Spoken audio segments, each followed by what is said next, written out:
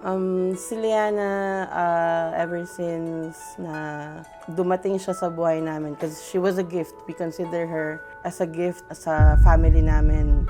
4 months old pa lang siya, and ako yung parang naging mami-mami niya noon, pero naging busy ako sa ibang bagay noon, like sa pagbubundok. So, nag-take over ang aking sister, which is siya na yung naging full-time mom niya.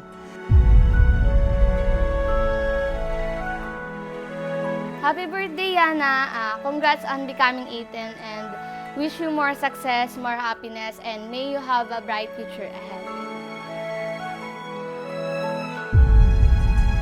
What I'm blessed about Liana is lumaki siya na may takot sa Diyos, and matigas ang ulo, yes, normal naman sa bata yun, pero andun makikita mo sa kanya na very loving siya sa mga anak ko, sa mga kapatid niya, sa mga pinsan niya, or everyone, even sa lolo't lola niya, sa parents niya, sa amin, very loving siya.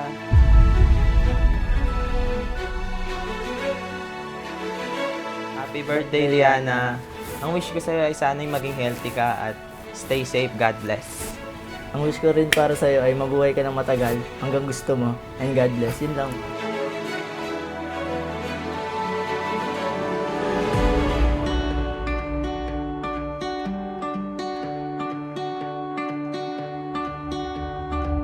You don't have to be perfect. Broken bones are worth their weight in gold. They prove you're alive. Tapos na yung years ng pagkabata mo and isip bata. So, yet outgrow na natin yun and start living and enjoying your age. So, adult ka na.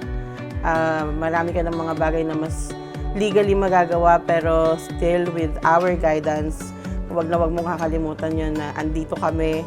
Ako, ang mami mo, ang lolo't lola mo, sila Tito Didoy, sila daddy mo. Lahat kami andito para i-guide ka. Feel so alive. Ang hirap po ako naiyak doon kasi natutuwa ako tingnan siya dahil maliit pa lang naalagaan na namin siya eh. Hindi ako makapaniwala na makikita ko siya na sa akin. Masaya para sa kanya. Yung pinagpapray niya ng 14 years old pa lang siya na maranasan niya yung ganitong pagdedede sa isang dalaga. Alam mo yun, hindi lahat na bibigyan ng Christian family, and maliit ka pa lang nakita namin kung paano ka nag-grow physically and spiritually.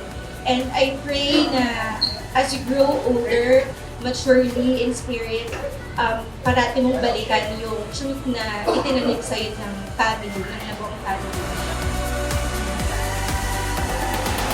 Just wish you all the best and continue serving God kahit na mahirap o kahit na marami kang maririnig sa mga tao.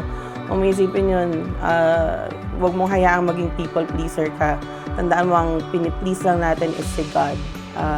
So yun lang, mahal na mahal kita, mahal na mahal ka namin, alam mo yan. Happy 18th birthday.